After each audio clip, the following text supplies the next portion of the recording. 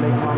আপনারা দেখতেছেন এখন যে মশার যে কুয়াশা, আমরা যে কুয়াশায় কিচ্ছু দেখতে পাচ্ছি না। এখানে যে দেখেন লাইটিংয়ের ব্যবস্থা হয়েছে, তারপরেও যে কুয়াশা আন্ডারগ্রাউন্ডে যে কুয়াশা ভরে গেছে আপনারা দেখতে পাচ্ছেন। এই দেখেন এই যে কুয়াশার মধ্যে আমরা কী পরিস্থিতি আছি। এই যে আমরা বের হয়ে যাচ্ছি, রাস্তা দেখা যাচ্ছে, কুয়াশার মধ্যে রাস্তা দেখা যাচ্ছে না। ইদানিং খুব কুয়াশা, শীতের প্রবলতায়